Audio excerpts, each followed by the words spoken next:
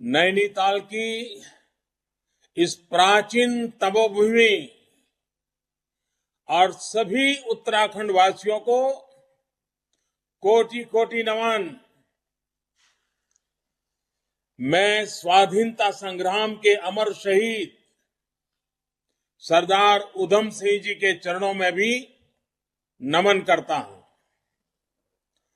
आजादी के अमृत महोत्सव में देश ऐसे हर शहीद को याद कर रहा है जिसने देश की आजादी के लिए अपना सर्वस्व न्यौछावर कर दिया।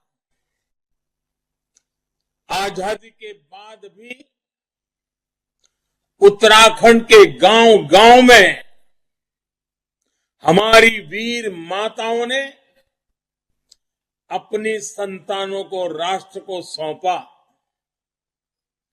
हमारी वीर बहनों ने अपनों को राष्ट्र रक्षा के लिए तिलक किया। उन सभी बलिदानों को भी देश आज श्रद्धा पूर्वक स्मरण कर रहा है। भाइयों और बहनों, इस अमृत काल में उत्तराखंड और देश को नई ऊंचाई पर ले जाने का अवसर मिला है। इसलिए इस बार का ये चुनाव बहुत ही महत्वपूर्ण है। ये चुनाव इस दशक को उत्तराखंड का दशक बनाने में अहम भूमिका निभाएगा। ये चुनाव अगले 25 साल की बुनियाद को और मजबूत करेगा। और हम सब जानते हैं, नींव जितनी मजबूत होती है उतनी ही मजबूत इमारत भी बनती है। भाइयों और बहनों, आज मैं आप सबसे टेक्नोलॉजी के माध्यम से जुड़ा हूं, लेकिन ये मेरा सौभाग्य है कि इस चुनाव के दरमियान मुझे पहली बार रूबरू आकर के आप सबके दर्शन करने का सौभाग्य मिलेगा। और इसलिए परसों 10 तारीख को, गुरुवार को उत्तराखंड के श्रीनगर पहुंचूंगा और आपके दर्शन भी करूंगा और आपसे बातचीत भी करूंगा। 10 तारीख को आ रहा हूं। उत्तराखंड के वासियों से रूबरू आशीर्वाद लेने का और देवभूमि को प्रणाम करने का मुझे सौभाग्य मिलेगा। इन चुनावों में आपके सामने और भी कुछ दल मैदान में है। कुछ दल ऐसे हैं जिन्होंने बरसों तक उत्तराखंड से दुश्मनी निकाली और कुछ दल ऐसे हैं जो उत्तराखंड को तबाह करने की नीयत से यहां आए हैं। ये वो लोग आए हैं जिन्होंने कोरोना के कठिन काल में बसें भर भर के उत्तराखंडियों को दिल्ली से धकेल दिया था, दिल्ली से निकाल दिया था। रात रात ठंड के दिन थे। ऐसे लोग अब आज आपसे वोट मांगने आए हैं। मेरे प्यारे उत्तराखंड के भाइयों बहनों, जिन्होंने सालों तक दिल्ली में राज किया, उत्तराखंड में भी राज किया, कांग्रेस की नीयत और निष्ठा क्या है, इसका अनुमान इनके चुनाव कैंपेन से, इनके नारों से लगाया जा सकता है। आपको उनके कारनामों का पता तो है ही है, फिर भी वो क्या करने वाले हैं देखिए।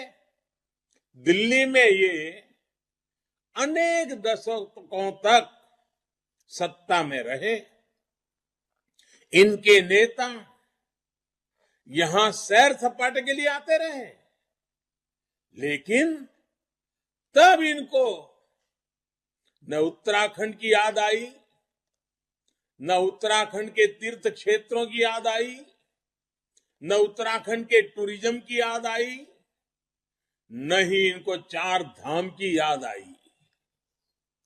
इतने सालों तक उत्तर प्रदेश में इनकी सरकार रही, तब उत्तराखंड यूपी का ही हिस्सा हुआ करता था, लेकिन उस समय भी केदार धाम की, बद्री धाम की, गंगोत्री यमुनोत्री की याद उनको कभी नहीं आई।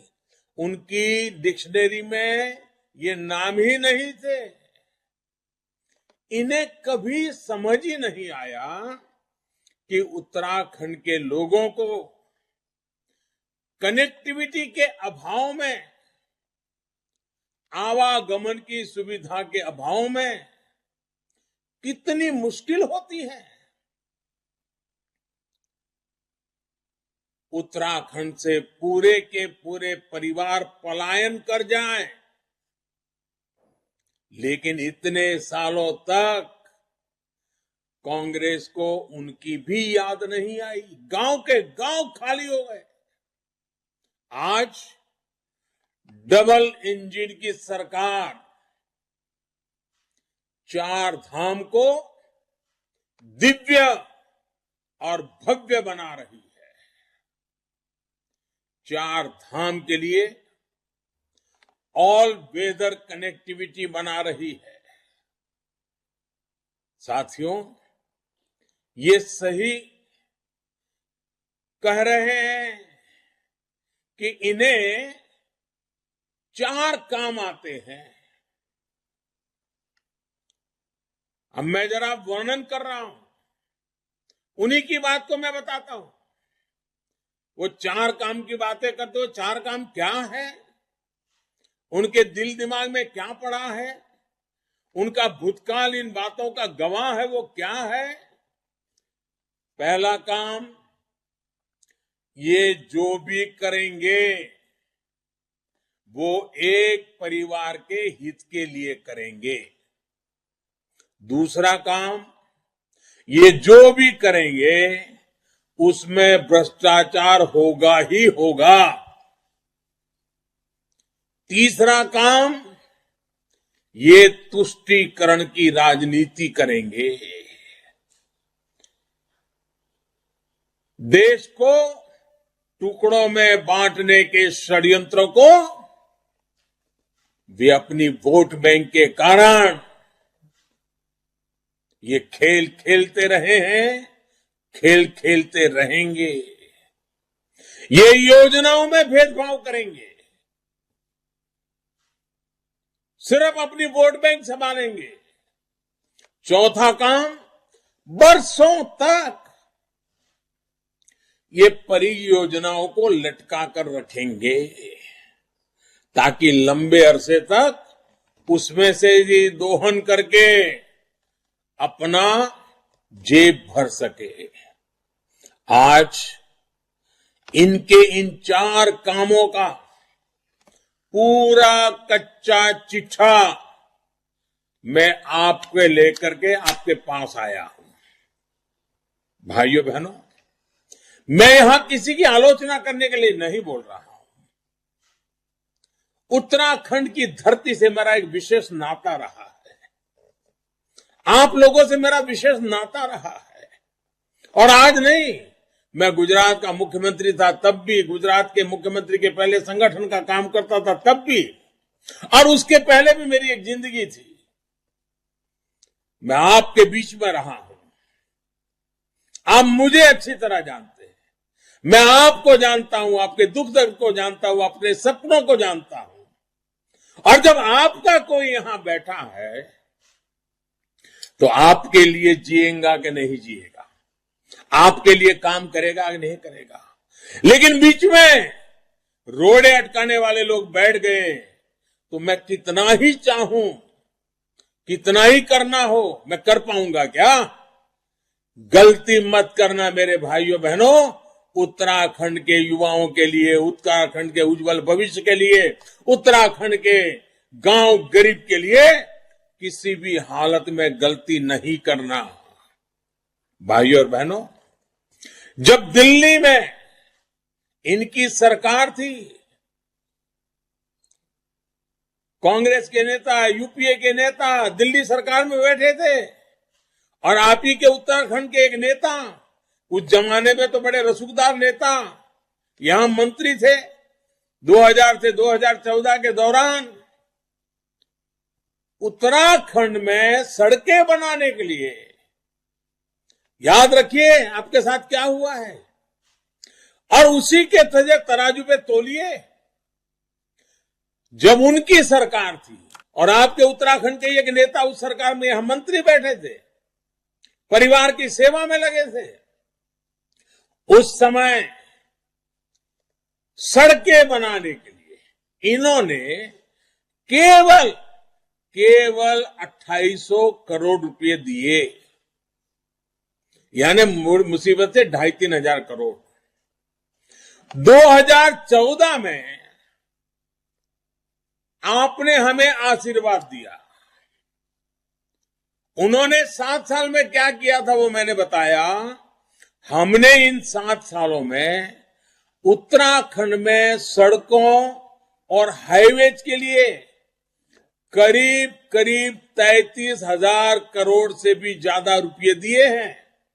अब आप मुझे बताइए, उनके टाइम में 7 साल में 2800 करोड़, 3,000 से भी कम, और हमारे 7 साल में 33,000 करोड़ रोड बनाने के लिए। आप मुझे बताइए, आपका भला हम कर रहे हैं कि नहीं कर रहे हैं? यानी 10 गुने से भी ज्यादा। एक और बात आप लोग जरा नोट कर लीजिए, यूपीए की 10 साल की सरकार के समय प्रधानमंत्री ग्राम सड़क योजना के तहत 3800 किलोमीटर ग्रामीण सड़कें बनी थी। और मैं तो उत्तराखंड में रहा हूं, वहां सड़क होना मतलब जिंदगी आसान होने का मतलब होता है। उन्होंने क्या किया था मैंने अभी आपको बताया। जबकि हमने 2014 के बाद सिर्फ 7 सालों में 13,500 किलोमीटर सड़कें बनाई। 13,500 किलोमीटर।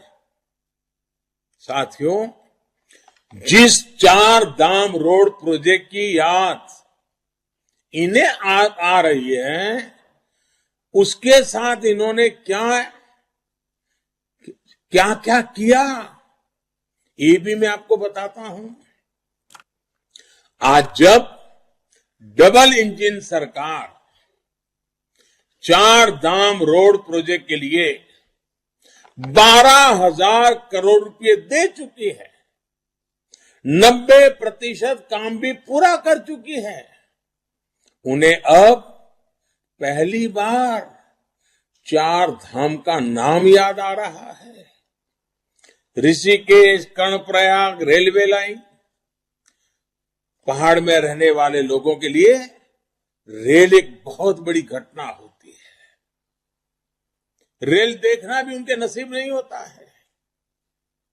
उसके सामने हम ऋषिकेश कर्णप्रयाग रेलवे लाइन के साथ उन्होंने क्या किया था ये हम भूल नहीं सकते हैं। अगर उत्तराखंड को वो समझते, उत्तराखंड की भावनाओं को समझते, उत्तराखंड के लोगों की जिंदगी समझते, तो ऐसी पाप, ऐसी गलती नहीं करते। मैं इसलिए अच्छा कर पा रहा हूं कि मैं आपके बीच से निकला हूं, आपके बीच में रहा हूं। 2011 से 2014 तक जब हमारी सरकार आई थी, उसके पहले उन्होंने इस महत्वपूर्ण प्रोजेक्ट के लिए, रेलवे के इतने महत्वपूर्ण प्रोजेक्ट के लिए कितना रुपया खर्च किया? सिर्फ 4 करोड़ रुपए, सिर्फ 4 करोड़ रुपए। अब इन पर सैकड़ों करोड़ रुपए हमारी सरकार खर्च कर रही है। साथियों, ये हिसाब किताब बहुत लंबा है। मैंने तो आपको केवल 1-2 ही उदाहरण दिए हैं। ऐसे काम करने वालों को आप, जिन्होंने आपके साथ इतना अन्याय किया, आपकी मूलभूत सुविधाओं के प्रति अनादर किया, क्या ऐसे लोगों को आप उत्तराखंड की जिम्मेदारी दे सकते हैं क्या? ऐसे हाथों में मेरे उत्तराखंड के युवाओं का, आप अपने बच्चों का भविष्य क्या आप उनको सौंप सकते हैं? जब आप वोट देने जाएं तो हमारी सरकार ने क्या किया है? दिल्ली में रहता हूं, लेकिन मेरे दिल में उत्तराखंड की कितनी बड़ी जगह है, इन बातों को याद रख करके वोट करने के लिए जाइए, ये मेरा विशेष आग्रह है। भाइयों और बहनों, नैनीताल सहित पूरे उत्तराखंड के पर्यटन और तीर्थाटन, इस उद्योग को आधुनिक इंफ्रास्ट्रक्चर से बहुत बल मिलेगा। उत्तराखंड से दिल्ली की दूरी बहुत कम हो रही है। इस बजट में भी उत्तराखंड के आधुनिक इंफ्रास्ट्रक्चर को और बल दिया गया है।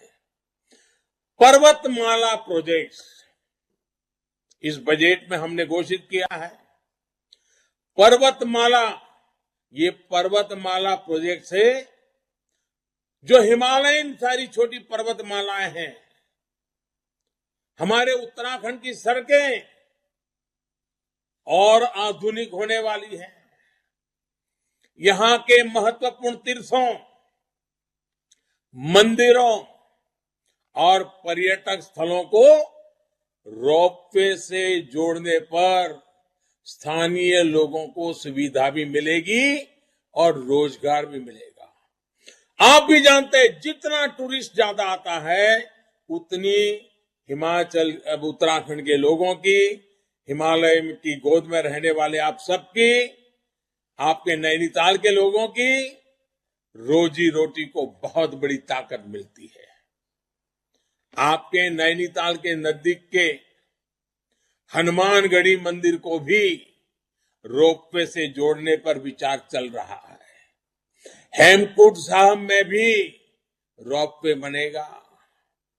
वैली और फ्लावर्स आने जाने में भी देश के प्रकृति प्रेमी टूरिस्टों की बहुत बड़ा तांता लग जाएगा, जो उत्तराखंड के युवाओं का भविष्य खोल देगा। साथियों, जितनी ताकत से हम 21वीं सदी की तरफ बढ़ना चाहते हैं, देश का दुर्भाग्य है कि नकारात्मक सोच में डूबी हुई, विकृत मानसिक विचारों से प्रभावित कांग्रेस उतनी ही ताकत से देश को 20वीं सदी की ओर धकेलने की कोशिश कर रही है। हम आगे जाना चाहते हैं, वो पीछे धकेल रहे हैं। जरा इनके वादों और इनके इरादों को तो देखिए, ये उत्तराखंड को कहां ले जाना चाहते हैं, ये देवभूमि में क्या करना चाहते हैं। ये लोग जिस यूनिवर्सिटी की बात कर रहे हैं और सीना ठोक करके कर रहे हैं, बेशर्मी के साथ कर रहे हैं, और देवभूमि में ऐसा करने की इनकी हिम्मत देखिए। ये उनकी तुष्टीकरण की राजनीति का जीता जागता सबूत है। और जहां जहां कांग्रेस ने तुष्टीकरण की राजनीति को हवा दी है, जहर बोया है जहर। हम कश्मीर का हाल क्या करके रखा है इन्होंने देखा है। हम उत्तराखंड को तबाह नहीं होने देंगे, लेकिन कांग्रेस तुष्टीकरण की अपनी आदत को छोड़ना ही नहीं चाहती।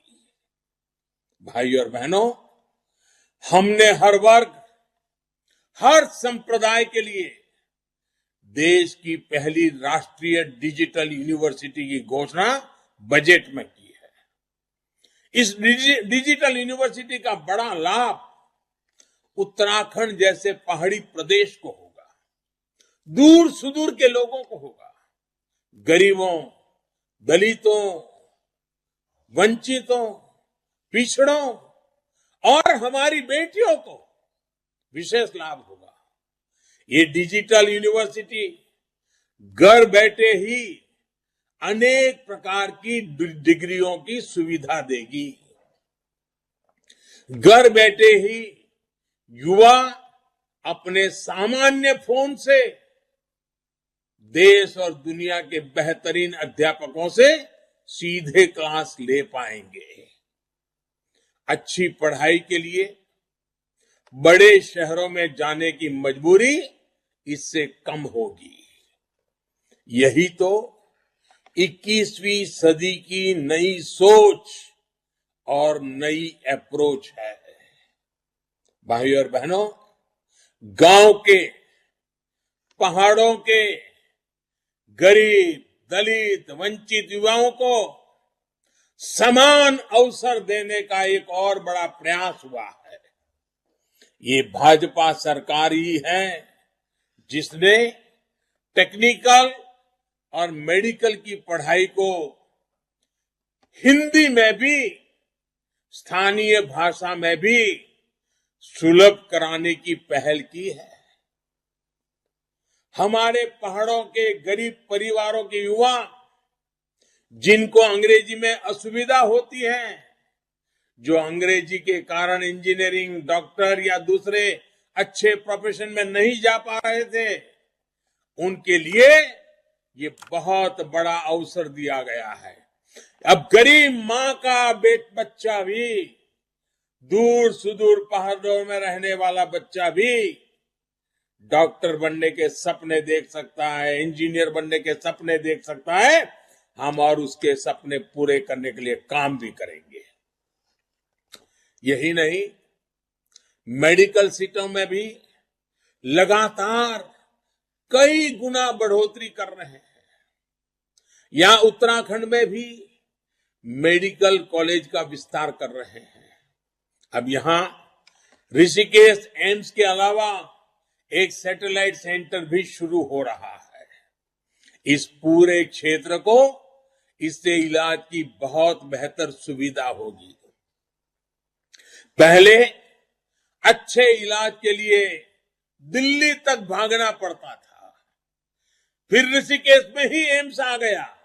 अब एम्स जैसा इलाज उधम सिंह नगर में ही मिलेगा।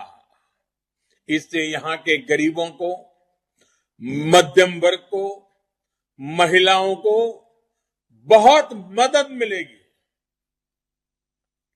2014 में उत्तराखंड में जहां मेडिकल की अंडर ग्रेजुएट और पोस्ट ग्रेजुएट सीटें लगभग 1900 थी, वहीं आज ये संख्या लगभग 2600 के आसपास पहुंच चुकी है। इसमें निरंतर वृद्धि हो रही है। कांग्रेस और बीजेपी के काम में आसमान जमीन का अंतर आज उत्तराखंड का युवक ये बात अच्छी तरह समझ रहा है। इसलिए वो एक युवा नेतृत्व में डबल इंजन की सरकार को भारी समर्थन दे रहा है। साथियों, कांग्रेस ने उत्तराखंड को प्रोत्साहित करने के बजाय कदम कदम पर हतोत्साही ही किया है, निराश किया है। यहां की चुनौतियां, यहां की समस्याओं का बहाना बनाते हुए ये उत्तराखंड को अलग राज्य का दर्जा देने से बचते रहे। दशकों तक उन्होंने उत्तराखंड के सपनों, यहां की आकांक्षाओं को कुचला है। लेकिन ये अटल बिहारी वाजपेयी जी थे, ये अटल जी ने इनकी हर बहानेबाजी को गलत सिद्ध करते हुए उत्तराखंड की आकांक्षाओं को बल दिया। हमारा उधम सिंह नगर भी इस विश्वास का बहुत बड़ा गवाह है। अटल बिहारी वाजपेयी जी के प्रयासों की वजह से उधम सिंह नगर समेत कई जिलों में बड़ी संख्या में उद्योगों की स्थापना हुई। आज उत्तराखंड विकास के जिस रास्ते पर आगे बढ़ रहा है, ये भाजपा के आप सभी पर और आपके भाजपा पर जो अटूट विश्वास का नाता है, उस अटूट विश्वास का ही परिणाम है। आज हमारी सरकार जल जीवन मिशन के जरिए हर घर जल पहुंचा रही है। आज प्रदेश के लाखों घरों तक पाइप से पानी पहुंच रहा है। प्रधानमंत्री आवास योजना के तहत तेजी से गरीबों के लिए घर भी बनाए जा रहे हैं। आयुष्मान योजना के तहत गरीबों का मुफ्त इलाज हो रहा है। हम में और उनमें ये रात दिन का जो मैं फर्क कहता हूं ना, वो यही फर्क है। एक तरफ उत्तराखंड में काम करने वाले लोग हैं, हम जैसे लोग हैं, तो दूसरी तरफ उत्तराखंड को बदनाम करने वाले ये जाने पहचाने सारे चेहरे हैं। उत्तराखंड काम करने वालों को चुनेगा। बदनाम करने वालों के दिन बहुत पहले लद चुके हैं। साथियों, डबल इंजन की सरकार का मंत्र है सबका साथ, सबका विकास, सबका विश्वास और सबका प्रयास। हम सबको लेकर काम करते हैं, साथ लेकर काम करते हैं और सबके लिए काम करते हैं। भाजपा सरकार में उद्योग भी फल फूल रहे हैं और उनका लाभ किसानों को भी हो रहा है। पहले देश में जब किसानों की बात होती थी तो राजनीतिक चश्मे से होती थी। पहाड़ों के छोटे किसानों के बारे में सोचा भी नहीं जाता था। लेकिन आज जब सरकार पीएम किसान निधि देती है, पीएम किसान सम्मान निधि देती है, तो वो हर किसान के खाते में पहुंचती है। आज जब हम कृषि इंफ्रास्ट्रक्चर के लिए खर्च करते हैं, नए क्लस्टर बनाते हैं, तो ये तय करते हैं कि उसका लाभ पहाड़ के मेरे छोटे छोटे किसान भाई बहनों को भी मिले। इस बजट में हमने नेचुरल खेती की तरफ बहुत बड़ा कदम बढ़ाया है। गंगा जी के दोनों किनारों पर 5 किलोमीटर के दायरे में केमिकल से मुक्त, केमिकल फ्री खेती के लिए बहुत बड़ी शुरुआत की जा रही है। इसका लाभ उत्तराखंड के किसानों को विशेष रूप से होने वाला है। नेचुरल और ऑर्गेनिक खेती में यहां की संभावनाओं को बल मिलने वाला है। बीते 5 सालों में इस दिशा में काफी प्रयास हुए हैं। यहां जैविक खेती का दायरा 55,000 हेक्टेयर से बढ़कर 2.25 लाख हेक्टेयर तक पहुंच चुका है। करीब करीब 5 गुना ऑर्गेनिक उत्पादों की मार्केटिंग और ब्रांडिंग की व्यवस्था भी आज सरकार कर रही है। यहां रामगढ़ उद्यान विभाग की जमीन सालों से खाली पड़ी थी, उस पर सरकार ने हाई डेंसिटी सेब की खेती शुरू करवाई है। इससे यहां के युवाओं को रोजगार के नए अवसर मिलेंगे। डबल इंजन की सरकार इस प्रकार के प्रयासों से और आगे ले जाएगी, मेरे उत्तराखंड को नई ऊंचाई पर पहुंचाएंगे। साथियों, उत्तराखंड वो तपोभूमि है जहां पूरी दुनिया से लोग सिद्धि के लिए आते हैं। लेकिन आप लोग जानते हैं, जब अच्छे संकल्प से कोई यज्ञ होता है तो कुछ छल छलावे वाली शक्तियां उसमें बाधा डालने की फिराक में भी रहती है। इनके मंसूबों को हमें पूरा नहीं होने देना है। हमें उत्तराखंड के विकास का ये यज्ञ पूर्ण सिद्धि तक ले जाना है। यही संकल्प लेकर 14 फरवरी को घर से निकलना है। पहले मतदान, फिर जलपान, ये मंत्र ध्यान रखना है। ठंड हो तो भी इस पवित्र कार्य को करने में कोई देरी नहीं करनी है। इसी आग्रह के साथ मैं आज वर्चुअली आपके दर्शन कर रहा हूं। 10 तारीख को रूबरू आकर के दर्शन करने वाला हूं। श्रीनगर पहुंचूंगा, उत्तराखंड वासियों के दर्शन करूंगा, देवभूमि को नमन करूंगा। आज आपने इतना समय निकाला और वर्चुअल समिट में भी इतनी बड़ी तादाद में आए, और मैं देख रहा हूं आप सब उत्साह से भरे हुए हैं। मुझे दिख रहा है सब आनंद, उत्साह, उमंग आपके चेहरे पर नजर आ रहा है। तालियों के गड़गड़ाहट सुनाई दे रही है। अब आप मेरे साथ दोनों हाथ ऊपर करके बोलना है।